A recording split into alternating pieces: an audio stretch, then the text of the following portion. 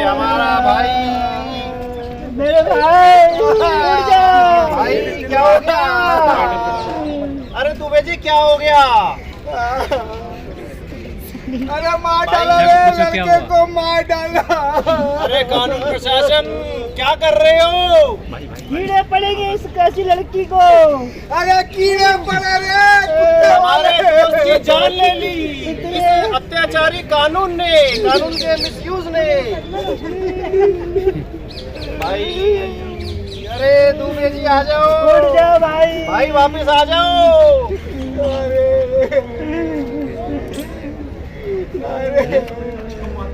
अरे इसने आमिर खान की लगाम तक नहीं देखी थी।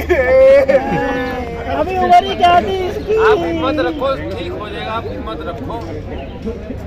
उठ जा भाई, वरुण धवन की बेड़ी आने वाली है। अभी तो गदर 2 भी तो देखनी है। बात करने की कोशिश करेंगे सर से। सर आपका शुभ नाम सर? मेरा नाम पुलकित है। मैं ग्रेटर नोएडा दादरी से बिलोंग करता हूँ, गौतम बुद्ध नगर से। मेरे ऊपर सर डीवी और 125 के केस हैं और मेरी वाइफ ने मेरे ऊपर दहेज का केस किया हुआ है। मेरी सरकार से मांग है कि जब 498A का केस किया गया था तो अगर मुझसे दहेज मांगा जाएगा तो उस केस को मैं किस तरह से दर्ज करूँगा? क्यों समानता का अधिकार नहीं दिया गया है हमें? इसके अलावा जब हमारे ऊपर केस लाद दिए जाते हैं तो उसके बाद हमें माननीय न्यायालय में मजबूर किया जाता है। बार बार कोर्ट हमारे ऊपर दबाव मारती है लड़कों के ऊपर कि लड़की को बगैर किसी उसकी माफ़ीनामे के या किसी उसके अपराध को स्वीकार करने से पहले घर लेकर जाया जाए, जो कि गलत है। हमें अपनी बात को साबित करने का मौका क्यों नहीं दिया जाता? क्यों हमारे ऊपर ही दबाव होता है? इसीलिए पुरुष आयोग की मांग कर रहे हैं हम जी, ताकि वो भी हम लोगों का इस चीज़ का डाटा कलेक्ट करे। जो आज की डेट में NCRB national crime record bureau का डाटा कहता है 1,18,000 सुसाइडों के अंदर से लगभग 2/3 पुरुष हैं और 1/3 महिला हैं। ऐसा क्यों हो रहा है? इतनी ज़्यादा सुसाइड हो रही हैं और सरकार बिल्कुल ना देखने के लिए तैयार नहीं है, आंख मूंदे हुई है। तो सरकार को इसमें ध्यान देना चाहिए और जी, क्योंकि पुरुष भी प्रताड़ित हो सकता है, हम ये कहना चाह रहे हैं। इस चीज़ के ऊपर भी मतलब हमें अगर हम कोई केस दर्ज करवाना चाहते हैं तो उसकी स्पीड ऐसे होती है जैसे कछुआ चल रहा हो, लेकिन अगर महिला केस दर्ज करवाती है तो चीते की चाल चल पड़ते हैं और ये भी नहीं देखते कि केस है या नहीं है, बस लाद दो। उसके बाद पुरुष शोषण करवाता रहे माननीय न्यायालयों में जा जाके। लेडीज केस करते हैं तो उसकी सुनवाई बहुत जल्दी जी। ठीक है, जैसे आप देख रहे हैं महिलाओं के लिए जो है अब पुरुष भी मांग रहे हैं अपना अधिकार, ताकि सम्मानित हो अधिकार। सर आपका शुभ नाम सर? मेरा संदीप नाम। सर क्या कहना चाहते हैं? हाँ जी, क्या कहना चाहते हैं? देखो जैसे महिलाओं के लिए 1.5 दर्जन से भी ज़्यादा संस्थाएं काम कर रही हैं, जो कि लड़कियां जब जाती हैं अपने घर वालों के खिलाफ बोलने के लिए, अपने ससुराल के खिलाफ बोलने के लिए, तो बोलती हैं कि मेरे को ये प्रॉब्लम है मेरे घर से, मेरे को ये कुछ दिक्कतें हैं, मेरे घुमाने नहीं ले जाते, ये नहीं करते, वो नहीं करते, बहुत सारी ऐसी चीज़ें बोलती हैं। तो उसके अंदर वो महिलाएं जो क्या काम कर रही हैं, जो उनकी साथ देने वाली महिलाएं होती हैं, जो 1.5 दर्जन से ज़्यादा महिलाएं, जो आयोग टाइप बना हुआ है उन लोगों का, तो वो क्या करती हैं, तो अगर ऐसे बोलेगी ना तो तेरा केस दर्ज नहीं होगा। तो तेरे को क्या करना है, इसमें नॉन कॉग्निजेबल ऑफेंस को क्रिएट करना है, अपने देवरों के ऊपर रेप का केस डालना है और ससुर के ऊपर डालना है और जान से मारने की धमकियाँ और ऐसे कोई क्रिएट करने हैं ताकि तुम्हारा पक्ष मजबूत हो जाए और एक FIR दर्ज हो जाए। और FIR दर्ज होने के बाद से जो पुरुष होता है, जो एक इनोसेंट पुरुष होता है, तो उसको इसके बारे में पहले कुछ नहीं पता होता, क्योंकि उसके पास कोई भी आयोग नहीं है जो उसको हेल्प करे, कुछ बताए। तो वो एक, जब तक मेरी शादी भी नहीं हुई थी तो मुझे कुछ नहीं पता था ये डिवोर्स होते हैं, क्या क्या होता है, मुझे भी मतलब किसी से कुछ लेना देना नहीं था कि होता होगा। बट जब मेरे साथ ऐसी दिक्कतें होने लगी ना, तो मुझे जब पता लगा कि हाँ सच में एक पुरुष का भी हिमायती होना चाहिए, ज़रूरी है। पुरुष का हिमायती अगर नहीं होगा तो पुरुषों के साथ तो बद से बदतर हालात होते जा रहे हैं हर टाइम। अभी हमने देखा एक 22 साल के लड़के को मार दिया जान से किसी लड़की के चक्कर में। अब जब लड़कों का कोई साथ देने वाला नहीं होगा तो क्या होगा लड़कों का। वो लड़का जो है एक पूरे दिन काम करता है, सुबह से लेकर शाम तक। किस लिए करता है? अपने घर वालों को, फैमिली को संतुष्ट करने के लिए अपना सारा कुछ निछावर करता है, हर एक टाइम से लेके हर एक चीज़ मेहनत करता है। बट एक ऐसी कुछ गलत महिलाएं आ जाती हैं घर के अंदर जो कि ऐसे उसका अपना जो कि पहले वो प्रताड़ित थी, बट अब आज के टाइम में पुरुष प्रताड़ित ज़्यादा हो रहे हैं। आज के टाइम में लड़कियां भी हैं बट उससे ज़्यादा पुरुष हो रहे हैं। तो इसलिए अगर पुरुष आयोग होगा तो हो सकता है कुछ परसेंटेज पुरुषों की हिमायती लेने के लिए कोई बख्श आ जाए। बस इसलिए हमारे को पुरुष आयोग की ज़रूरत है। आपका शुभ नाम सर? मेरा नाम संदीप कुमार गौतम। केडी जी के बारे में बता देता हूँ। He is the national president for NCM India, council for main affairs. और ये आज पूरा प्रोग्राम इन्होंने इसको कोरियोग्राफ किया है and he will tell you about the program और हम क्या कह रहे हैं और क्या कहना चाहते हैं। प्लीज़। देखिए, आज का जो प्रोग्राम था ये पुरुष आयोग की मांग के लिए था और पिछले कई सालों से हम ये प्रोग्राम कर रहे हैं, क्योंकि हमें पुरुष आयोग की ज़रूरत नहीं है, लेकिन हमें पुरुष आयोग की ज़रूरत पड़ी क्योंकि महिला आयोग बनाया गया और महिला आयोग टारगेट कर रही है पुरुष एज ए जेंडर। तो जब आप किसी को टारगेट करोगे तो उसे अपनी सुरक्षा के लिए कुछ ना कुछ करना ही पड़ेगा। तो आज जो है पुरुष एज ए जेंडर खतरे में पड़ा हुआ है। आप पुरुष हैं, आप पे उंगली उठेगी, आपको क्रिमिनल मान लिया जाएगा, कोई लॉजिक नहीं माना जाएगा, कोई रीज़न नहीं पूछा जाएगा, कोई एविडेंस नहीं देखा जाएगा। सिर्फ एक महिला ने आरोप लगाया है तो आप पीड़ित हो गए, सॉरी आप कल्प्रिट हो गए। तो वो चीज़ नहीं होनी चाहिए। कहीं भी पुरुष भी गलत हो सकता है, महिला भी गलत हो सकती है। हम महिलाओं का निरादर नहीं करते, हम महिलाओं का बहुत सपोर्ट करते हैं, रिस्पेक्ट करते हैं। लेकिन जो वो महिलाएं हैं जो इन कानूनों का दुरुपयोग करती है, जो निर्दोष पुरुष है उनको प्रताड़ित करती है, उनको फ्रेम करती है, उनसे पैसे वसूलती है, उनके बच्चों को लेकर भाग जाती है, उन महिलाओं के विरोध में है। और इसीलिए हम चाहते हैं कि पुरुष आयोग का गठन हो, जहाँ जो पीड़ित पुरुष है वो आए, अपनी बात रखे और उसकी बात की भी सुनवाई हो। सर, ये किसी पर्टिकुलर राज्य के लिए है या आप पूरे भारत में इसको लागू करना? सर, ये पूरे भारत के लिए है। ये जो भी कानून बनेगा पूरे भारत के लिए, क्योंकि जो आईपीसी है वो पूरे भारत में एप्लीकेबल है और महिला कानून का जो आतंकवाद है वो पूरे भारत में कश्मीर से लेकर कन्याकुमारी तक एक जैसा है। कभी आपने सुना है कि किसी महिला ने पुरुष का बलात्कार किया? सर, मैंने तो सुना है, शायद आपने नहीं सुना है। हाँ। बलात्कार एक पुरुष का भी है। अगर आपको छू देता हूँ आपकी मर्जी के खिलाफ, तो वो अगर आप महिला को छुएंगे, आप धक्का लग गया तो वो महिला को छुएंगे, अपराध हो जाएगा। लेकिन अगर पुरुष है, मेरा हाथ आपके हाथ से छुएगा तो कोई अपराध नहीं हुआ। जबकि जो मनोवृत्ति होती है वो सेम होती है, मानसिक जो स्थिति होती है सेम होती है। तो बलात्कार पुरुष का भी हो सकता है, महिला का भी हो सकता है। लेकिन अब तक तो जो चला आ रहा था परंपरा कि भाई महिलाओं के सम्मान के में रैलियां निकलती थी, उनकी सुरक्षा के लिए बातें होती थी, लेकिन पहली बार ऐसा हो रहा है। क्या वजह पड़ गई? सर देखिए, महिलाओं का सम्मान करना चाहिए, उनकी सुरक्षा होनी चाहिए, लेकिन महिलाओं का सम्मान करना और उसकी सुरक्षा का मतलब ये नहीं है कि निर्दोष पुरुषों को आप बलि पे चढ़ा दें और उनको फांसी के तख्ते पे डाल दें। उम्मीदें हैं आप लोगों की, होगी आप लोगों की मांग? सर, उम्मीद पे दुनिया कायम है, आप भी हैं, यही है। कुछ बदलाव हुए हैं और हमें उम्मीद है कि आगे बदलाव होगा। अगर बदलाव नहीं होगा तो जो परिवार नाम की संस्था है वो संस्था डिस्ट्रॉय हो जाएगी। जो हमारे समाज में आजकल ये हो रहा है, परिवार टूट रहे हैं, बच्चे अनाथ हो रहे हैं, जो बीवियां हैं वो पति का कत्ल कर रही है। मेरे पास आप डाटा मांगेंगे, पर डे मेरे पास कोई ना कोई ऐसा 3 से 4 केस आते हैं जहाँ पति पत्नी का मर्डर कर देती है, बाद में वो जेल जाती है, पति मर चुका होता है, बच्चे अनाथ सड़क पे भटक रहे होते हैं। तो हमें इन बच्चों को अनाथ होने से बचाना है। 10 दिन पहले अभी दिल्ली में 13 साल के लड़के के साथ एक रेप बिल्कुल, और लड़कों ने किया था। आप लोगों ने क्या कदम उठाया उसके लिए? सर, हम उसकी फैमिली से मिले थे, उसका इलाज हो रहा है, अभी वो आईसीयू में था, लेकिन वो मर चुका है। जानकारी के लिए बता दूं, वो लड़का कल मर चुका है, हमें पता है। आज फिर हम उसकी फैमिली से मिलेंगे और उसकी फैमिली, ये हम लोग इंतजार कर रहे थे कि पहले उसकी तबीयत ठीक हो जाए। उस केस में एफआईआर हुई है, जो अभियुक्त है उनको अरेस्ट किया गया है। तो जरूरत एफआईआर की नहीं है, जरूरत है कि जो मानसिकता है उस मानसिकता को बदला जाए कि पुरुष के साथ गलत नहीं हो सकता। अभी ये भैया पूछ रहे थे कि पुरुषों के बाद बलात्कार कैसा होगा। आपके सामने ये केस है दिल्ली का। पुरुषों ने क्या ना? सर, बलात्कार कोई भी हो सकता है, पुरुष भी हो सकती है, महिला भी हो सकती है। हमारे पास ऐसे हजारों डाटा है जहाँ जो महिलाओं ने 17 साल के लड़के का, 16 साल के लड़के का यौन शोषण किया हुआ है, जेल भी गई हुई है, अपराध भी हो चुका है। आप लोगों ने आंदोलन तो कभी नहीं किया? सर, उनको सजा हुई है और ये आंदोलन क्या है, इसीलिए तो आंदोलन, रोज सड़क पे तो हम नहीं बैठ सकते ना सुबह शाम, तो इसीलिए तो ये आंदोलन की जरूरत पड़ी। इसी को तो आंदोलन कहते हैं, इन्हीं घटनाओं की जरूरत है। यह हर साल आंदोलन होता है और कई जगह करते हैं। हम देश की अलग अलग जगह पे किया था। अभी करनाल में पूरे परिवार ने सुसाइड कर लिया था हमने, सोनीपत में हमने आंदोलन किया। आज वो लड़की 8 महीने से जेल में है, पहले पुलिस उसको अरेस्ट तक नहीं कर रही थी। जहाँ जरूरत होता है हम आवाज उठाते हैं। 2 अक्टूबर की तारीख आप लोगों ने क्यों चुना? सर, 2 अक्टूबर की तारीख इसलिए चुना गया कि 4 साल पहले एक हरिनारायण राजभर थे जिन्होंने संसद में मुद्दा उठाया था कि पुरुष आयोग हो।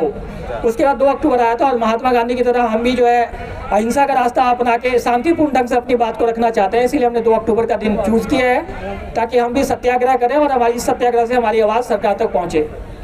सरकार के द्वारा आपको क्या क्या सहयोग अभी तक मिला है इसमें? सर सरकार बंद कमरे में तो बहुत सहयोग करती है हमें। जब हम किसी मंत्री से किसी ऑफिसर से मिलते हैं बंद कमरे में तो वो कहते हैं आपका मुद्दा सही है, लेकिन जब सामने आती है बात करने को तो चुप हो जाते हैं, कहते हैं हम खुल के तो कुछ नहीं बोलेंगे, वोट कट जाएगा। तो अभी तक तो कुछ उम्मीद ऐसी मिली नहीं है, बाकी देखते हैं आगे क्या होता है। ये कब तक चलेगा आपका ये? जब तक हमारी मांगे पूरी नहीं होगी चलता रहेगा। हो सकता है मैं ना पूरा कर पाऊँ तो मेरे बच्चे पूरा करेंगे। आपका अगला कदम क्या है इस पे?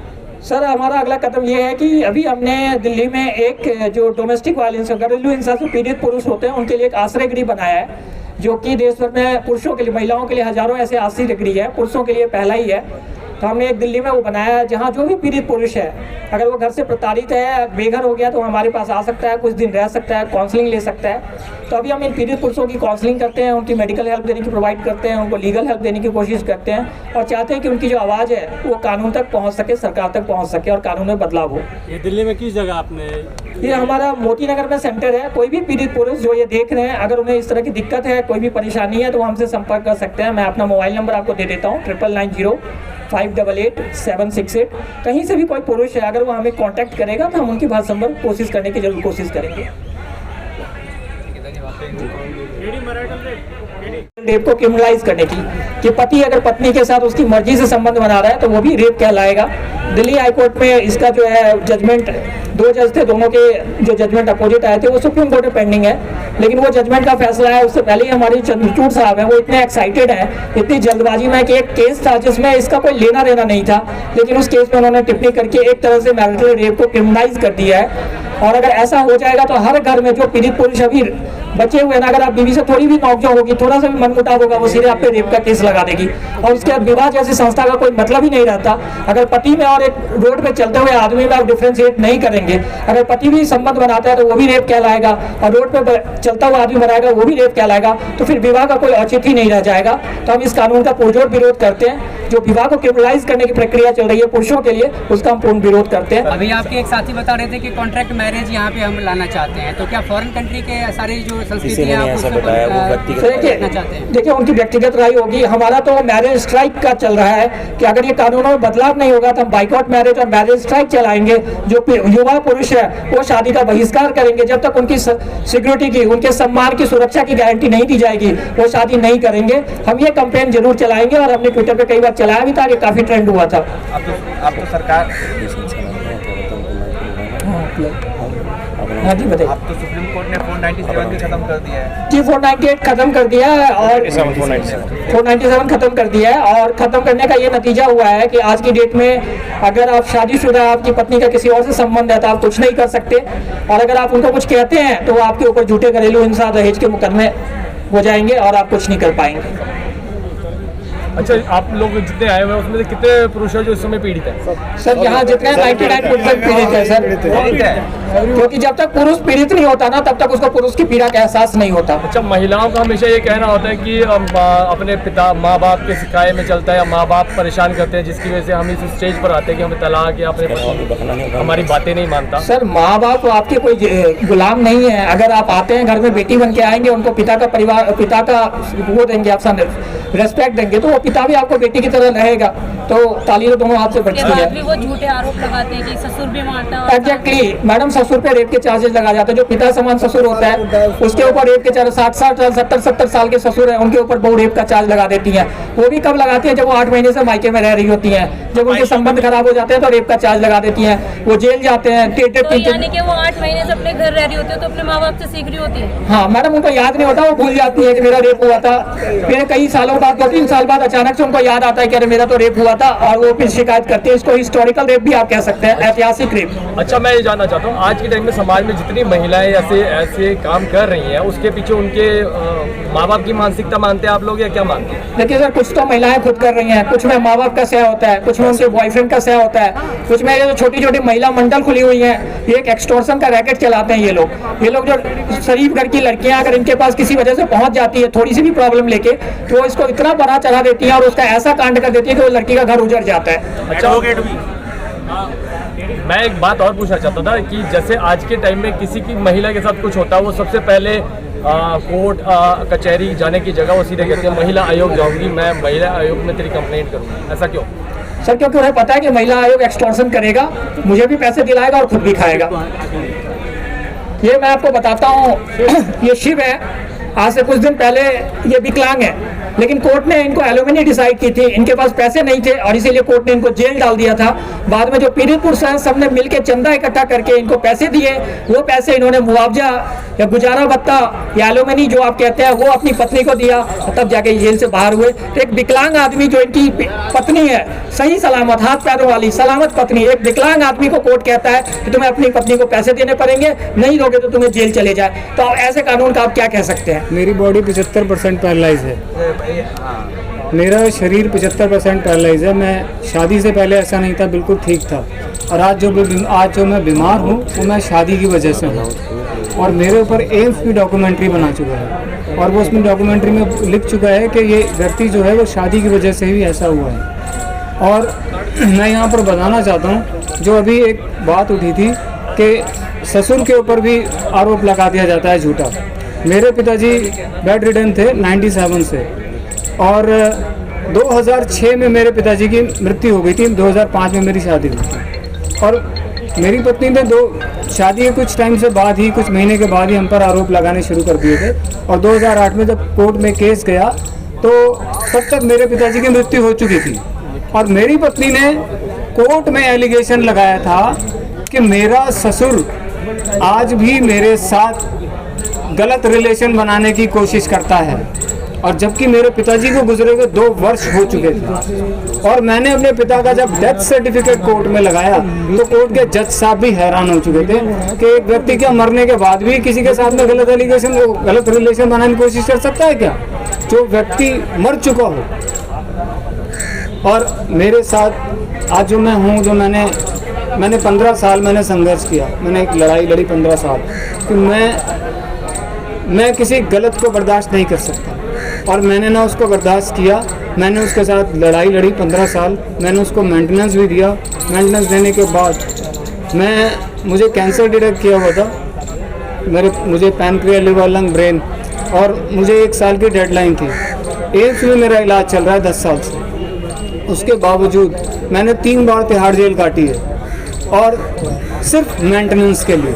मुझे जज लोग कहते थे कि भाई पैसा दो, और जब मुझे पहली बार जेल भेजा गया था ना तो जज साहब ने तो ये कह दिया था, मेरे पास एम्स के सारे डॉक्यूमेंट थे, मेरा कीमो लग रहा था। जज साहब ने कीमो का सारे पेपर देखने के बावजूद कह दिया कि ये तो तुम्हारे डॉक्यूमेंट फेक हैं, झूठे बना कर ले आए हो तुम, और जब ये अंदर जाएगा तो उसका पैसा बाहर आएगा, इसको जेल में भेज दो।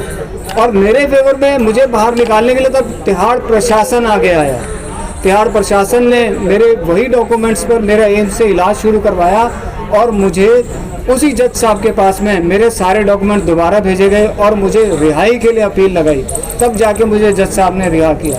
और फिर बार बार मुझे 3 बार जेल भेजा गया यही मेंटेनेंस के लिए। बाद में जजेस ने मुझे, एक जज साहब को पता नहीं था, मैं बिल्कुल बेड पर पड़ा हुआ था और उन्होंने मेरे वारंट कर दिए और मैं जेल भेज दिया गया मुझे।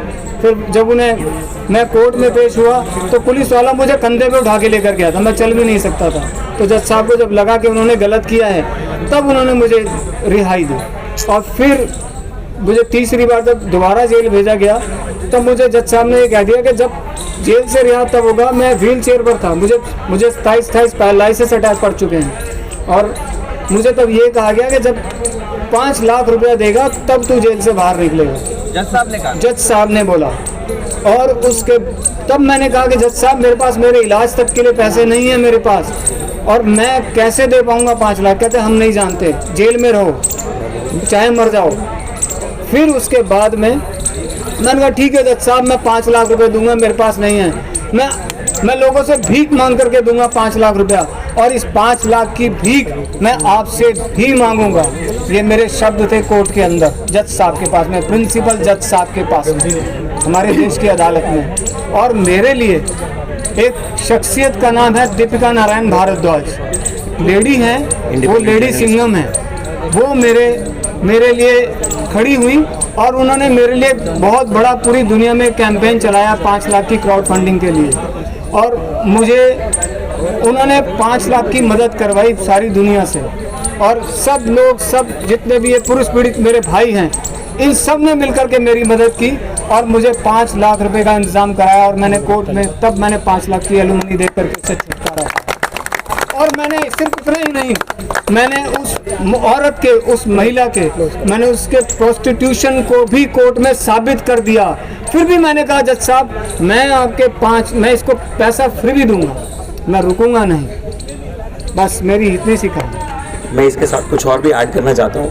आप एनसीआरबी का डेटा उठा के देख लीजिए, जितने भी ये लड़कियों की तरफ से केसेस किए जाते हैं वो खुद एडमिट करते हैं कि इसमें से 75% से ज़्यादा केसेस जो हैं वो फॉल्स फेक हैं, और किसी भी केस का सेटलमेंट बिना पैसे के नहीं होता। आप एक बार एग्जाम्पल्स देखिए, कोर्ट के डेटा उठा के देखिए, लॉ की किताब उठा के देखिए, उसमें सबका आपको ये मिलेगा कि सबकी सेटलमेंट जो है वो पैसे से ही हुई है। अगर ये पैसे वाली सेटलमेंट खत्म कर दी जाए तो मेरे से लिखवा के ले लीजिए कि ऐसे फर्जी मुकदमे होने कम हो जाएंगे।